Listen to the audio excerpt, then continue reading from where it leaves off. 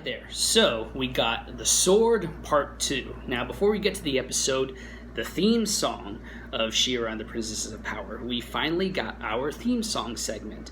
And as far as that goes, I am pretty split down the middle. What I'm not really feeling is the song itself. Not really feeling the vibe of it being an action, adventure, fantasy show.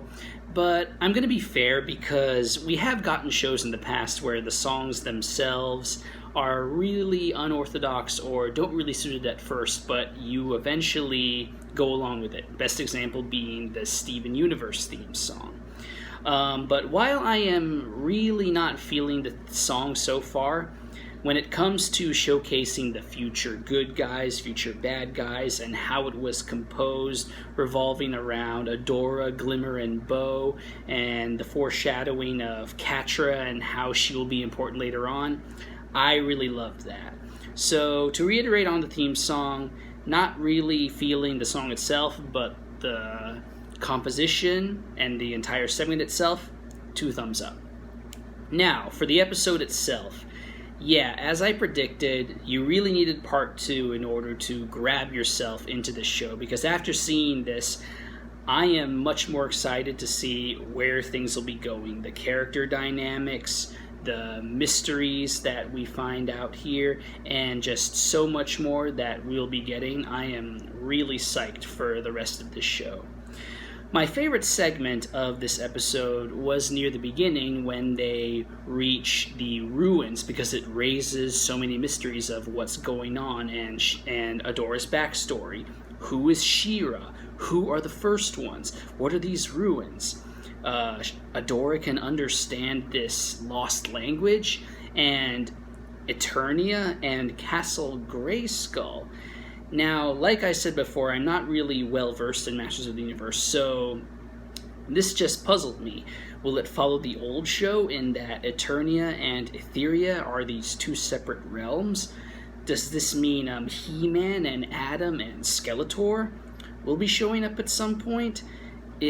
To quote Val Kilmer from Batman Forever, it just raises too many questions. And in this case, that is a good thing, because for those viewers who are really into the lore and minutia and backstory of these kinds of shows, all the mysteries piled here in The Sword Part 2 are just so delectable and so enticing that you just want to continue watching to see what the answers will be and where will it be going. And another thing I felt this episode did right was really start the ball rolling on the dynamic between Adora, Glimmer, and Bow. I really felt that these 3 started to really hit it as becoming a group of best friends. Sort of like the way how Harry, Ron, and Hermione works.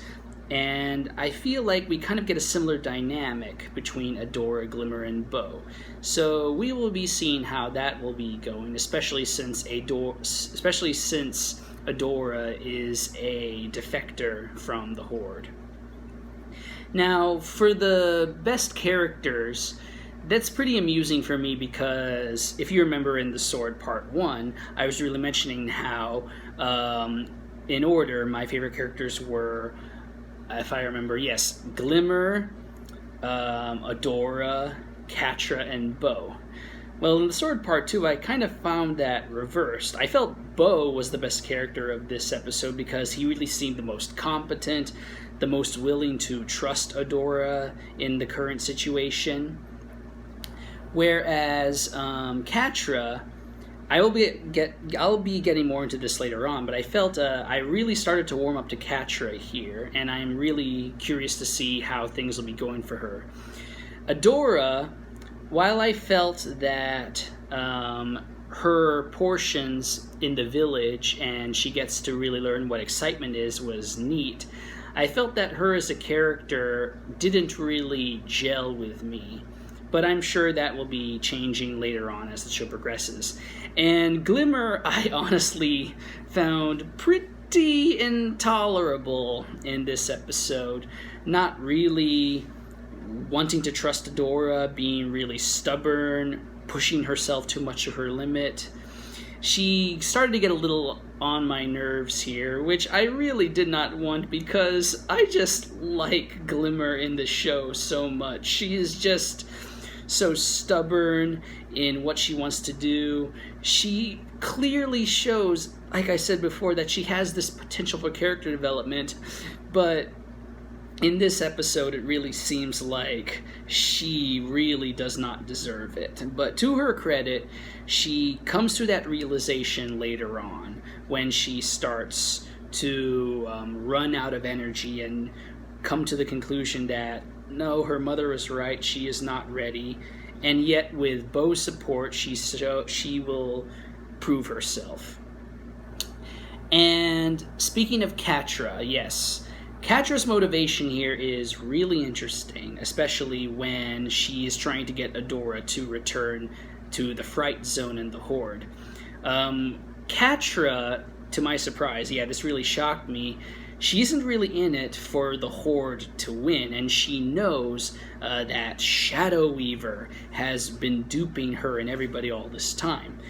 Catra really cares so much for her friendship with Adora that I really felt for her when Adora did not return.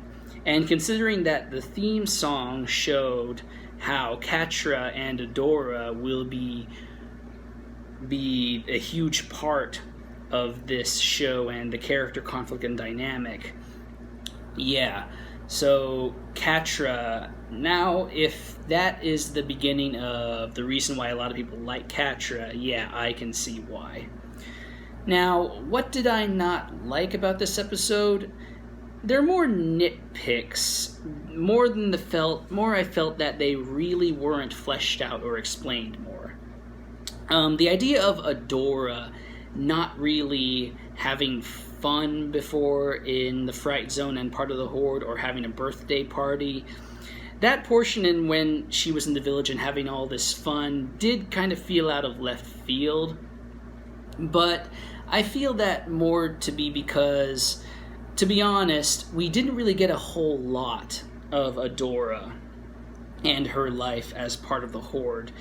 We see her as a competent Horde soldier, but when it comes to her personality, it's like we don't really see Adora as this super serious stick in the mud. We see her and Catra act like normal friends, but it's not as if we see her being like, no time for frivolities, no time for fun or anything like that. So her suddenly acting like this little kid and this epiphany of parties and piñatas and the village and all that felt a little weird. Second was Adora really being so willing to leave Catra and her life in the Horde behind. Again, I felt that was because we really didn't get a whole lot of that, so I won't really delve deep more into it, but I felt that it might have been better if we saw her life in the Horde a little more. And so when it comes to my final thoughts on The Sword Part 2, you needed to watch Part 1 and 2 in order to really get hooked onto the show. So because of that, I am wondering if it might have been more beneficial for She-Ra and the Princesses of Power to have the sword be a 1-hour introduction to the show, rather than being split into 2 parts. I know when it comes to Netflix that anybody can really watch part 1 and 2 back to back if they want to, but considering the medium of Netflix and how anybody can just quit the show whenever they want to, whether it's halfway or after they finish an episode and it's not really to their liking, I think a 2-parter for The Sword was a bit of a mistake. A 1-hour 1-parter that really delves so much more into it, I felt could have been better, but that's just with the benefit of hindsight. The Sword Part 2 is still a really good episode, and it was an improvement over The Sword Part 1. So that's it for me. I will be looking forward to the next episode, which I believe is Raz. So I'll be seeing you guys next time for the next episode. Catch you later.